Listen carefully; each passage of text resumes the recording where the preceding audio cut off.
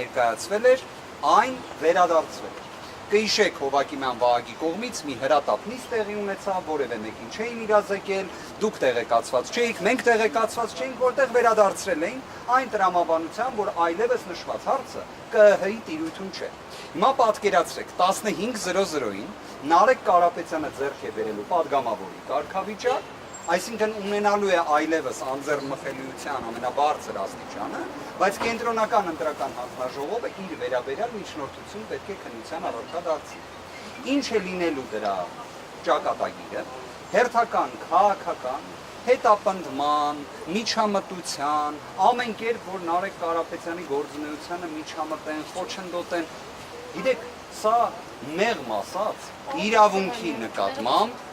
ծաղր է։ Այլ հիմա դուք օրինակ կհարցնեք ինձ, թե Նարեկ Կարապետյանի վերաբերյալ ինչ քրեական բարույթ է։ Տեղեկություն չունեմ։ Ավելին, նշված տվյալը իմանալով հանդերձ, որ 17:00-ի նիստը փաստորեն Նարեկ Կարապետյանին է վերաբերում, մենք ունեինք մեր դիրքորոշումը, որ ներկայացնենք դիրքորոշում, որ ժամանակ տրամադրվի, ծանոթանանք այդ անհասկանալի նյութերին, որոնք վստահ ենք, որ որևէ կերպ առնչություն չեն ունենալու Նարեկ Կարապետյանին։ Բայց Նարեկ Կարապետյանի դիրքորոշումը տարբերվում է տվյալ դեպքում իմ որպես իրավաբանի, փաստաբանի դեռևս այդ կարգավիճակում ունեմ դիրքորոշումից։ Վերջինս դեմ է դրան, որ նման դիրքորոշում ներկայացնենք եւ ժամկետ ուսանք այս մասին։ Հաստատի միջնորդությունը դրան է վերաբերում։ Կենտրոնական ընտրական հանձնաժողովը, ճիշտ եք ասում, ոչ թե օրենքի խախտում է, այլ նաև սահմանադրական դատարանի որոշման խախտում է, այլ ընդհանրապես որևէ միջազգային փորձում նման երևույթ չենք տեսնի։ Իդեպ ես հիմա արդեն ինքս իմ նկատմամբ որոշակի քննադատություն ունեմ, շատ հարցեր ունեմ, բայց այս հարցում էլ եւս ես հաճախ խոսում էի Սոմալիի հետ համեմատականի մասին, որտեղ գիտեք դեռ կան ծովահեններ, երևի թե այնքան շատ ասեցինք, որ մեր իրականության մեջ նույնիսկ ինչ-որ հարցերում Սոմալին կարծես թե ավելի մեծ իրավունքի պաշտպանության նշաձող է սահմանում, քան Հայաստանի Հանրապետությունում իրավապահ մարմինները։ Պարոն Վարդանյան, Նարեկ Կարապետյանի բարույթների Ես Նարեկ Կարապետյանի բարույթը կարող եմ հստակ ասել, որ իրավաբանության հետ առնչություն չի կարող ունենալ, որտեղ չի կարող լինել մի բարույթ։ Ես նշված տվյալներին դեռ չեմ տիրապետում։ Այլ երկրի քաղաքացիության վերաբերյալ այնպիսի տվյալներ են հասանելի նաև քննչական մարմնին, որ իմ կարծիքով եթե դուք դիմեք քննչական կոմիտեին եւ իրենք ունենան բավարար ազնվությունը իրենց նաև հենց պարտականությունների տեսանկյունից պետք է հայտնեն, որ նշված բարույթը կարճվել է։ Այլ տարբերակ ուղղակի չունի։ Երկու քրեական որոշ պարոն Բախտովանյան, նախաքննությունը շարունակել, մեկը ժամանակից ազատագրել Երկուսն էլ պետք է կարճվեն, այսինքն այստեղ այլ տարբերակ իրավական չկա, բայց հիմա ի վերջո ինչ են ցանկանում դատախազությունը, որ ԿԸՀ-ն այսօր անի, եւ երևի թե ինչ-որ ստվերային չի բացառվում նաեւ որոշակի վարժություններ պետք է տեղի ունեցած լինեն, ամեն ինչ էլ հնարավոր է, բայց մի բան հստակ է, նույն կենտրոնական ընտրական հանձնաժողովը նույն կազմով կհիշեք, վերադարձրել դատախազության միջնորդությունը։ Դատախազությունը փաստորեն նորից է այն ներկայացրել եւ ոչ թե ներկայացրել է այսօր, կարծես տվյալը դրա վերաբերյալ պետք է ավելի վաղ տեղի ունեցած լինի։ Ինչ է։ Մանդատ վերցնել պետք թեմա նախորդ անգամ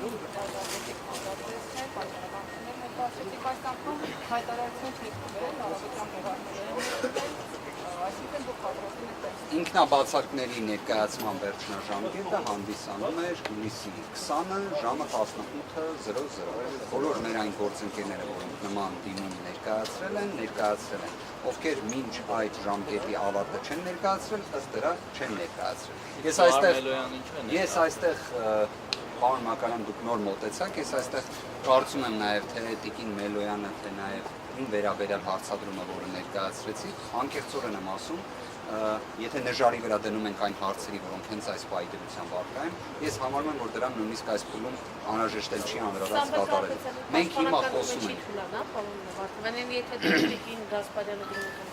Ես կարող եմ հետևյալը ասել, պաշտպանական թիմը կամրապնդվի, թե ոչ, նշված հարցերը անկեղծորեն եմ ասում, այն պայդրությամբ, երբ մենք հիմա խոսում ենք ու ստացվում է Հայաստանի Հանրապետությունում կարող է տեղի ունենալ իրավիճակ, որ դատախազությունը տեղեկացված լինելով որ 2026 թվականի հուլիսի 21-ին ժամը 15:00-ին տեղի է ունենալու նիստ, որտեղ Դավիթ Ղազենյանի օրինակ պատգամավորի կարգավիճակը այլևս հստակ է լինելու եւ պարզապես իրենց պարտականությունը կատարելուց խուսափելու համար նման ռեկորդային արագությամբ գործ ուղարկել դատարան, սա իսկապես մենք խոսում ենք այնպիսի խախտման մասին, որ ես ուզում եմ դրա մասին հատկապես շեշտադրել։ Ավելին Դավիթ Ղազենյանը 15:00-ից հետո պետք է լինի ազատության մեջ, բայց մենք ունենում ենք մի իրավիճակ, որ ստացվում է այն պաշտոնյան, որը դա պետք է ապահովի, գոյություն չունի, եւ սա հատուկ մշակված ծրագրային գործողություն է։ Ես հասկանում եմ, որ կարող է այսօր ձեզ սկսեն հրամցնել հետեւյալ մեկնաբանություն։ Թե Նարեկ Կարապետյանի գործով, թե օրինակ Դավիթ Ղազենյանի կարգավիճակի վերաբերյալ, որ գիտեք, պատգամավորի կարգավիճակը ստացել են, բայց դեռևս լիազորությունները չեն ստանձնել, որտեղ լիազորությունների ստանձնման օրը օգոստոսի 2-ն է։ Հարգելիներս, նշված հարցը սպառված է 2021 թվականի դեկտեմբերի Սահմանադրական դատարանի համապատասխան որոշմամբ, որը իդեպ ներկայացվել էր ազգային ժողովի պատգամավորների 1/5-ի կողմից, ներկայացուցիչը հանդիսացել եմ ես։ Սահմանադրական դատարանը իր որոշմամբ օգտագործում է պատգամավորի կարգավիճակ ձեռք բերել եզրույթը։ Ոչ թե լիազորությունների ստանձնում, այլ կարգավիճակ։ Կարգավիճակ տալիս է այս մարմինը։ Լիազորությունների ստանձնումը տեղի ունենում ազգային ժողովում։ Ներողություն, քննչական կոմիտեն հենց այսօր է Նախաքննության ավարտը Դավիթ Ղազենյանի գործով հայտարարվել է 2026 թվականի հունիսի 20-ին, ժամը 17:00-ի սահմաններում։ Գործը կարծես բաղկացած է 7-8 հատորից։ Մենք խնդրել էինք, որ մեզ տրամադրեին ժամկետ, խնդրում եմ ուշադրություն դարձնել, մինչև 2026 թվականի հուլիսի 21-ի 17:00։ Այսինքն մենք մեր ակնկալած ժամկետը երևի թե որևէ մեկը չի կարող չէ ասել, որ երկար ժամկետ ենք ուզել։ Կարծում եմ որևէ մի մասնագետ նման դիրքորոշում չի այլ։ Քննիչը այն համարել է ակնհայտ անհիմն միջնորդություն, որոշել է մեզ ժամկետ տրամադրել մինչև 11:00, այնուհետև 11:01 ենթադրում եմ, որովհետև 10:30 մենք ներկայացրել ենք միջնորդություն, որոնք առերեսում կատարեք, հարցաքննեք Դավիթ Ղազենյանին, քննիչը այն թողել է առանց քննության, գիտեք ինչ պատճառաբանությամբ, որ արդեն մեղադրական եզրակացությունը ուղարկել է դատախազին։ Այսինքն սենց արագություն, հարգելիներս, ես իդեպ ասեմ նաև, որ աշխատանքային կարգով երեք փորձել եմ նաև կապ հաստատել հսկողություն իրականացնող դատախազի հետ։ Հսկողություն իրականացնող դատախազի հետ աշխատանքային ձևաչափով կապ հաստատելը ողջամիտ երևույթ է, քանի որ դատախազի նույնիսկ համարը համապատասխան դատավարական որոշումներում գրվում է։ Պատկերացրեք, ես այդ համարին Արտուր Դանիելյան, ես փորձեցի կապ հաստատել այդ հեռախոսը համարով, պատասխանեց մի կին, խնդրեցի, որ փոխանցեն հեռախոսը դատախազ Դանիելյանին, որ խոսենք Ղազենյան Դավիթի խափանման միջոցի հետ կապված հարցի շուրջ, որովհետև պատգամավորի կարգավիճակ է ստանում եւ այլն, ստացա պատասխան, որ նման դժվարություն կա, պայմանավորված այն հանգամանքով, որ ես զանգահարել եմ Կոմերցբանկի հաշվապահություն։ Գիտեք, դատավարական ակտերում, երբ նշվում է հսկողություն իրականացնող դատախազի հեռախոսահամարը եւ նման վերաբերմունք է տեղի ունենում, սա իսկապես միգուցե նաեւ դա էլ է պայմանավորված նրանով, որ ինչքան հնարավոր է արագ համարն են նշել դատախազի։ Այո, հաշվապահություն։ Կարող է ձեռքեր Հայտնեցին, ամեն դեպքում հիմա ես ներողություն եմ խնդրում Կոմերցբանկի հաշվապահությունից, որ նման ահազանգ է ներկայացրել։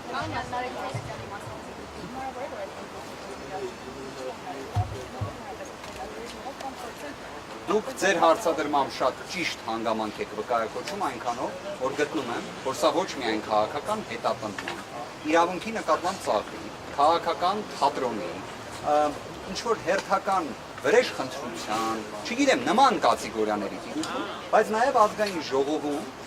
ուժեղ Հայաստանի գործունեության խաթարմանն է ուղղված, այդ թվում հենց Նարեկ Կարապետյանի անձով պայմանավորված։ Այստեղ իրավաբանություն տեսնել ողջամտորեն հնարավոր չէ։ Չկա ընդհանրապես։ Բայց Նարեկ Կարապետյանի դիրքորոշումն է նաև ուզում եմ հատուկ էլի ընդգծել, որ